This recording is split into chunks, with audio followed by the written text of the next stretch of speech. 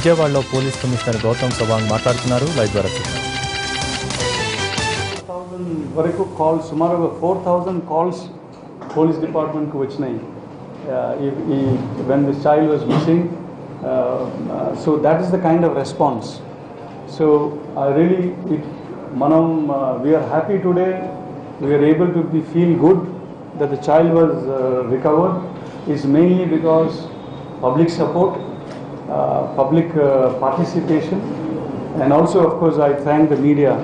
Media కూడా చాలా ఈ విషయాన్ని హైలైట్ చేసి ఈ ఇష్యూ గురించి చర్చ పెట్టి దానికి మీడియా ద్వారా కూడా ఈ అపీల్ తెలియపరిచినారు public, both print media as well as visual media. So ఆ మీడియా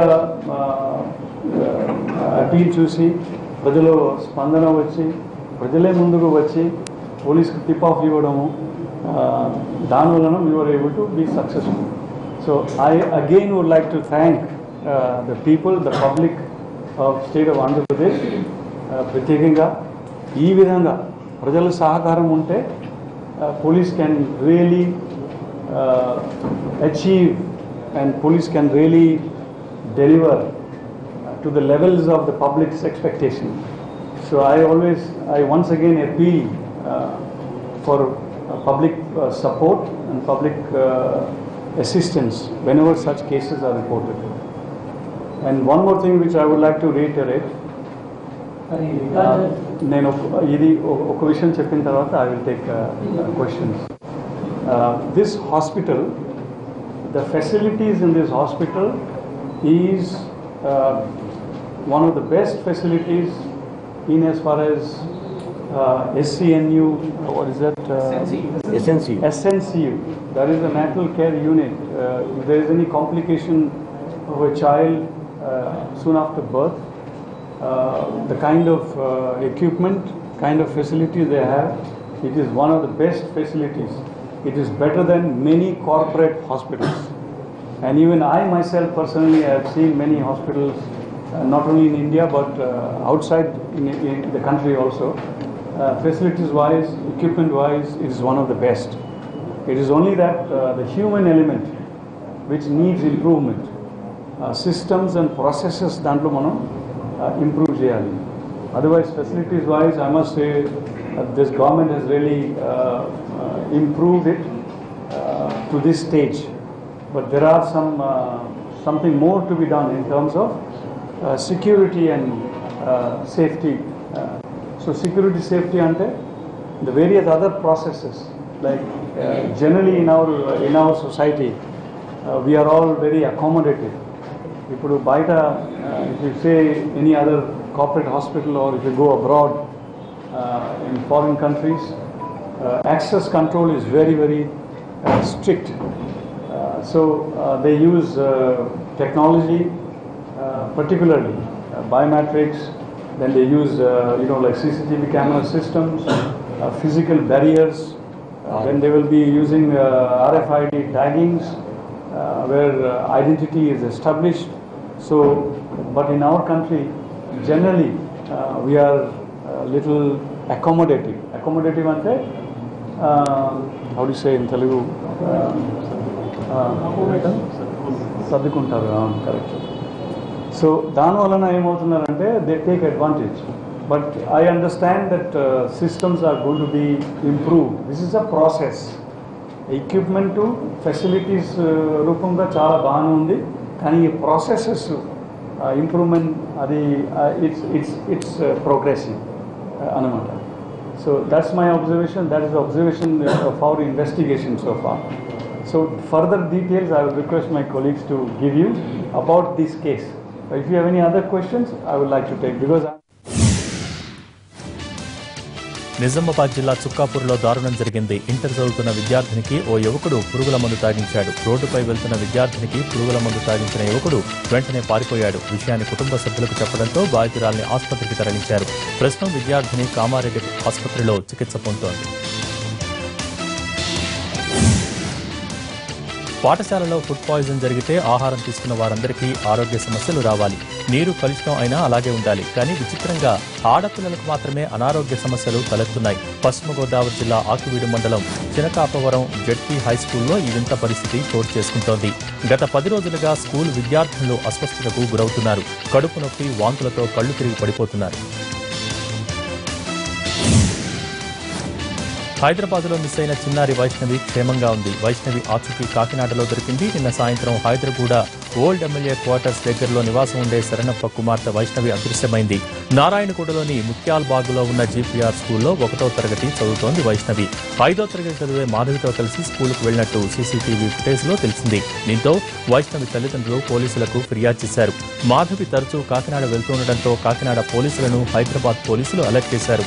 దీంతో కాకినాడ రైల్వే స్టేషన్లో వైష్ణవి, మాధవిల ఆచూకీని సీఆర్పీఎఫ్ పోలీసులు గుర్తించారు. వెంటనే హైదరాబాద్కు సమాచారం అందించారు. హైదరాబాద్లో 3 కుక్క పిల్లల్ని మంటల్లో పడేసి ప్రాణాలు తీసిన ఘటన తీవ్ర కలకలం రేపుతోంది. ముషీరాబాద్లో 6 పిల్లలు 3 కుక్క పిల్లల్ని మంటల్లో పడేశారు. వేడికి తట్టుకోలేక పారిపోతుంటే పట్టుకుని మళ్లీ మంటల్లో పడేశారు. ఆ కిరాతకాన్ని వీడియో తీసి సోషల్ మీడియాలో పోస్ట్ చేశారు. ఈ ఘటనకు సంబంధించి 8 మందిని అరెస్ట్ చేశామని అన్నారు డీసీపీ కమలాసన్ రెడ్డి. వారందరినీ జువెనల్ హోంకు పంపించామన్న ఆయన మైనర్లతో పాటు వారి తల్లిదండ్రులకు కూడా కౌన్సిలింగ్ ఇస్తామన్నారు. వరంగల్ జిల్లా హన్మకొండలోని బీఈడీ కాలేజ్ ప్రిన్సిపాల్ వేధింపులపై విద్యార్థుల ఆందోళన కొనసాగుతోంది. గత కొంతకాలంగా విద్యార్థినులను వేధిస్తున్నాడని ప్రిన్సిపాల్ సహదేవ్పై ఆరోపణలు వచ్చాయి. తమను కించపరిచే విధంగా, ఆడవారి మనోభావాలు దెబ్బతినే విధంగా అసభ్యకరంగా మాట్లాడి వేధిస్తున్నారని విద్యార్థినులు మండిపడుతున్నారు. అధికారులు, మంత్రుల దృష్టికి తీసుకువెళ్లినా ఎలాంటి చర్యలు తీసుకోవటం లేదని ఆవేదన వ్యక్తం చేస్తున్నారు. హైదరాబాద్ శివార్లోని హయత్ నగర్ భూదాన్ భూముల్లో అక్రమ కట్టడాలను అధికారులు కూల్చివేశారు. కుంట్లూరు సర్వే నెంబర్ 215 నుంచి 224లో ఉన్న 100 ఎకరాల్లో ఉన్న అక్రమ కట్టడాలను హైకోర్టు ఆదేశాల మేరకు తొలగించారు. అయితే తామంతా 2009లోనే భూదాన్ బోర్డుకు డీడీలు కట్టి పట్టాలు పొందామని అంటున్నారు బాధితులు.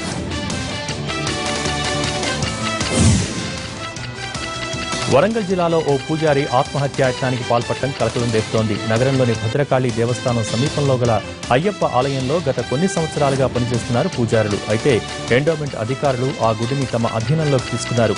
దీంతో ఆలయ పూజారి గణపతి మనస్తాపం చెంది ఒంటిపై పెట్రోల్ పోసుకుని ఆత్మహత్యకు యత్నించాడు.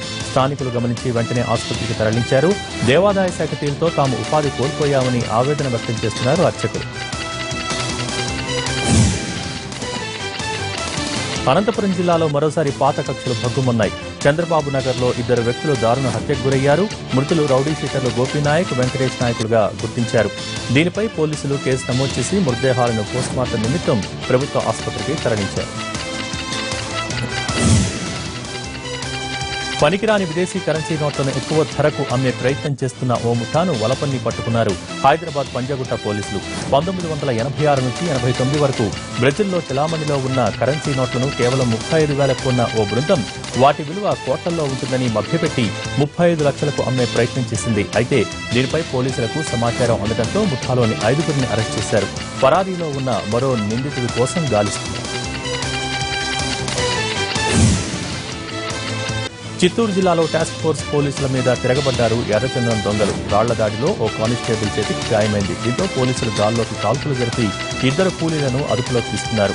బాక్రాపేట ఘాట్ పుట్టగడ్డ సమీపంలో కూంబింగ్ జరుపుతున్న టాస్క్ ఫోర్స్ కు 20 మంది కూలీలు తారసపడ్డారు. లొంగిపొమ్మంటూ హెచ్చరిస్తుండగానే రాళ్లతో ఎదురుదాడికి దిగారు. పోలీసులు కాల్పులు జరపడంతో అంతా పారిపోగా తమిళనాడులోని జావాది హిల్స్ కు చెందిన 2 అదుపులోకి తీసుకున్నారు. ఎర్రచందనం దొంగల్ని స్వాధీనం చేసుకున్నారు. విశాఖలో జ్యువెలరీ షాప్ను ప్రారంభించారు మంత్రి యనమల. దక్షిణ భారతదేశంలో బంగారు ఆభరణాల విక్రయంలో పేరుగాంచిన లలిత జ్యువెలర్స్ విశాఖలో కొత్త షోరూంను ప్రారంభించింది. చైన్స్, బ్యాంగిల్స్, నెక్లెస్ నుంచి చాలా వరకు లేటెస్ట్ డిజైన్లు ఈ షోరూంలో అందుబాటులో ఉన్నాయి. స్మార్ట్ సిటీగా మారుతున్న విశాఖలో భారీ గోల్డ్ మార్ట్లు ఏర్పాటు చేయడం ఆనందంగా ఉందన్నారు మంత్రి యనమల రామకృష్ణుడు. నిజామాబాద్ నగరంలోని హైదరాబాద్ రోడ్లో పార్థ డెంటల్ హాస్పిటల్ బ్రాంచ్ను ఏర్పాటు చేశారు. ఇది 50వ బ్రాంచ్ అని దీన్ని ప్రారంభించిన డాక్టర్ పార్థసారథి అన్నారు.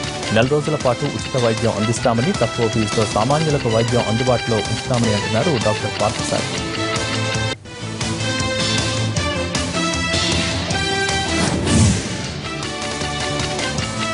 జీవితంలో క్రికెట్ ఓ భాగమైపోయిందని అన్నాడు team India one day captain Mahendra Singh Dhoni. అయినా తాను దూరమైంది టెస్టులకే గానీ ఆటకు కాదని అన్నాడు.